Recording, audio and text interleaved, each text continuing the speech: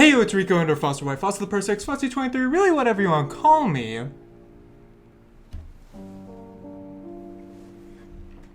Dab, and welcome back to another YouTube video. As per usual, thank you guys so much for the support on my last video. I really appreciate it. Love the comments. I love and even on Reddit, like I love answering everything on Reddit. All the support you guys are giving me, I really appreciate it. I will say I have something in the works. I gotta say, you guys are gonna be like, whoa. Okay, you guys are gonna be like, whoa, you know what I mean? I don't know if it's gonna be the next video, but I'm putting a lot of time and effort into it, so I really hope you guys like it and enjoy it. But either way, we move on to this video. The future's the future, the past is the past.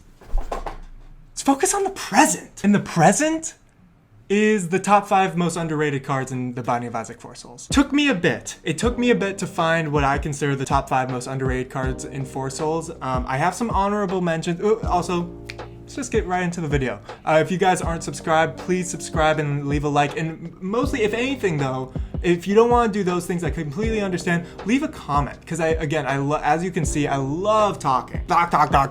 That's why I loved it. It's one of my favorite things to do ever. So if anything, leave a comment on the video. I'd love to interact with you guys. If you guys have any type of content ideas, any discussions, any types of videos you want to see from me that's regarding 4 Souls, leave it in the comments. You know what I mean. Anyways, we move on. So getting into the video, I decided to make this a video and make this list of the top 5 because I feel like I play this game so much. 24/7 I play this game. So often I win the game and people are like, this is so unfair, he always wins. But the scenario is there's a lot of cards that a lot of people misuse. That's the biggest thing I'm trying to get across here, is that there's a lot of cards that a lot of people misuse and overlook. So we're gonna be looking at the most, what is it? Overlooked? Overlooked. Yeah, the most top 5 underrated.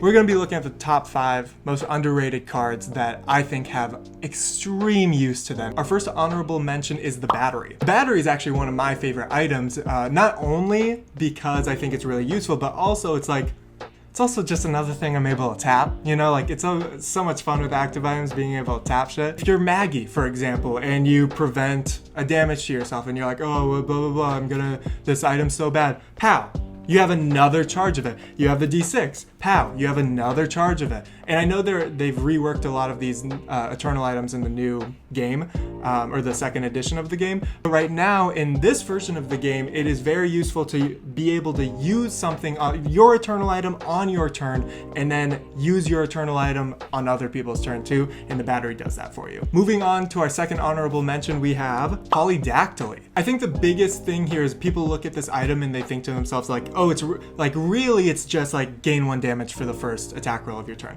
But the biggest part, I mean, when you're playing 4 Souls, right, and the biggest part of the game is like you want to keep yourself untapped so you can tap on other people's turns, right? And so just the ability, for some reason it's so underrated to be able to play an additional loot card. It's incredibly underrated. I don't know why people like bypass this, or not only that, but what I see constantly is when people do realize that this is a card they want, they only buy it for the +1 damage for the first attack roll of your turn. They literally, I nearly 100% of the time never see people use the first part of the card, which is you may play an additional loot card on your turn. Coming up to our third and final honorable mention, we have, they're 2 items, but it's the same item. We have Mom's Coin Purse and Mom's Purse. Loot +1 at the start of your turn. I see this coming up like when you start the game and the cards are flipped over for the treasure deck, and I see one of these, and like people are always like, oh, trash item. I'm like, bro, that's literally guppy. You have the ability of one of the best, like arguably what everyone thinks is like one of the top 3 or 4 characters in the game. You just have their ability now, pretty much. You can loot 2 at the start of your turn. That's nearly all Guppy is, right? Next up in fifth, we have Goat Head. At the end of your turn, you may discard any number of loot cards, then loot equal to the number of cards discarded in this way. See, this is an interesting card because I feel like in a lot of situations, a lot of cards are like really good for early game and late game, or there's a lot of cards that are good for early game and bad for late game, and vice versa. And so I think this is one of the scenarios where, and those cards are rare, by the way, that it's not just good all around or bad all around. It's good in one scenario. And for Goathead, it is great for endgame. It's very good for endgame, because if you do have these 2 penny cards, 1 penny cards towards the end of the game, it's really good to, at the end of your turn, especially if you're not tapped, to discard those 2 cards or however many cards it is, to then pick up 2, and then 1 or both of them could just be like a good card. And the reason why I don't think Goathead is that good in the beginning of the game is because like you want those cent cards, you know? Endgame, I think Goathead's good because you don't really want those 2 cent, you don't really want those 1 cent cards. So if you're able to dispose them away to maybe get the lost, freaking gosh golly, the lost soul, you know? Anyways, I digress. You guys know what I'm saying. So Goathead, number 5. Coming in at number 4, oh my word, we have Treasure Map.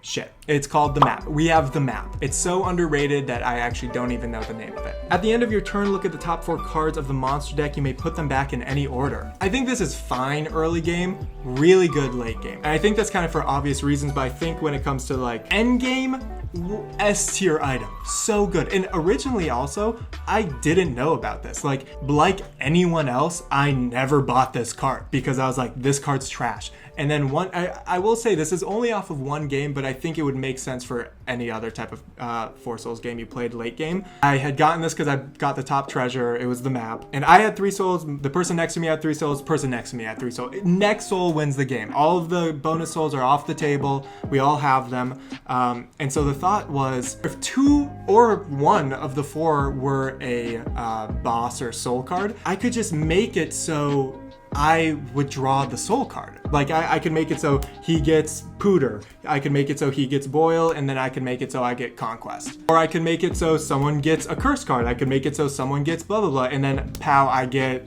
whatever that blue chest card is. So the map, you come in at number 4, really good. Coming in at number 3 for the most underrated card in 4 Souls, or treasure card in 4 Souls, we have any item that is a passive item that's associated with a number being rolled. So often do I see people hate on these passive cards. Oh my gosh. And I will say the key to these items is if you have 2 of them. Let's say that I have the D10 and I have greed. Someone's fighting Gertie Jr. It's a 5 HP, 4 plus 1 damage, right? They roll, it's a 3. They're like, oh shoot. And I go, excuse me, I'm gonna put the top card of the monster deck right here. And the goal is that we hope that it's a bombs, right? That's the goal of it, right? And then let's say it's just a regular enemy, it's a mulligan or something. They roll again, they get a 5. Oh my gosh, I got a 5. I damaged him for 1. Oh, excuse me, just give me 1 second. I am going to take my 3 cents. It makes you seem so powerful because you have so much to do. If 1/3 of the dice rolled, you have something to do with, they're gonna look at you and think to themselves, 1, oh my gosh, this guy's making the game slower. But 2, this guy's powerful. I will also say, because a lot of these cards aren't that good as well, a lot of these S tier cards, like actual S tier cards, are extremely overlooked. For example, Mom's Razor, like you for sure don't want that in like you draw the top treasure and you get Mom's Razor, you are gonna be like, what the fuck? But if you get it late game and you have like a decent amount of treasure and it's just something to add on top, every time, like that's 1/3 of most bosses, like dice roll, like 4 through 6. One of those dice, the 6, you're gonna be able, and it is BM, it's a BM card, but you're gonna be able to hurt the player, the character, every time they roll a 6. One last one here that is just so incredible. This is similar to the Mom's Coin Purse and whatever. Dead Bird literally just makes you Lilith. If someone rolls a 3, you're able to look at their hand and take one of them, and you don't even have to give another card back. So those number cards come in at number 3. So coming in at number 2, and before that, I will say that every card before this was kind of, I shouldn't say me like reaching, like, oh yeah, these are underpowered, but I will say like these next 2 are just good. Like they are good cards that nobody ever gets. So coming in at number 2, we have the box. My girlfriend and I play this game 24/7. When we're with each other, we play it every single time. But not only with her, but with everyone else I've played with.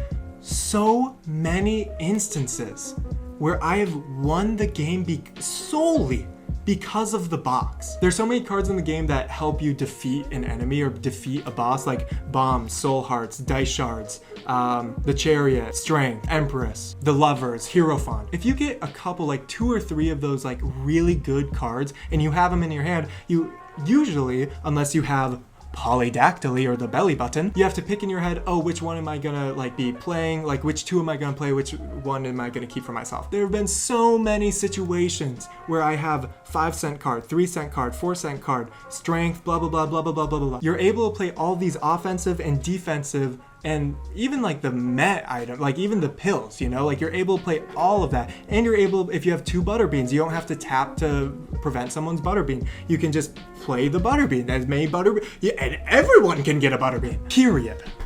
The box is good. Not only that, it's great. So the box, you come in at number 2 for the top 5 most underrated treasure cards in 4 Souls, and coming in at number 1, and I will say before this, I cannot fathom how good this card is. I mean, it's like mediocrely good, but people consider it garbage. People consider it so bad, and that is Curse of the Tower. Oh my gosh, it's an instant buy. This in Spoonbender, this and Spoonbender on the board. If the other players don't have sense, I'm buying this over Spoonbender. I'll say it. Okay, I don't know if it's a case-by-case basis, but this card is so good. It's so good. You take damage or you miss an attack roll, you have a 50-50 chance to still deal damage to it. Because this scenario isn't you may do this, it is you have to do this. So you roll, worst case scenario, it's a 1 to 3 and you deal 1 damage to everyone, right? The way that you could play it off. 4 Souls, again, is so much has to do with communication, like your communication skills. And so a way that you could do it and the way that you could say it is if you were to roll and you could say, okay, let's see if I'm going to be able to deal 1 extra damage to a monster, and you miss it and it's a 1 to 3, you could be like, oh, I'm sorry guys. I'm sorry that I have to deal a damage to you. In your head, you're like, fuck yeah, I get to deal a damage to them for just missing an attack roll. And then best case scenario, you're able to deal an extra damage to a monster. It's pretty much a win-win either way, because if you die, you miss 2 attack rolls, you get 1 to 3 both times. Unless they have something to save themselves, everyone else at the table dies as well. But then equally good scenario, you roll a 4 to 6 and you're able to deal damage to the monster that hurt you. So period, guys. Curse of the Tower, just like the box, not only is it underrated, it's simply good. And that's that. One of the most underrated cards in the Binding of Isaac 4 Souls, or the number 1 to me, is Curse of the Tower. Coming in number 2 is the box. Coming in at number 3 is any passive item that has a number associated with it if you roll, blah, blah, blah. Coming in 4 is the map. Coming in 5 is Goat Head. Honorable mentions of the battery. Honorable mentions of Polydactyly. Honorable mentions to Mom's coin purse in Mom's purse. And that's that. So thank you guys so much for watching. I am literally on fire right now. Not because I'm upset, but because I feel like out of the 3 videos I've made, this video kind of shows how passionate I am about this card game. It's not just a game. It's a lifestyle. Thank you guys so much for watching. I will see you guys next time, and I hope you have a great day. Thank you.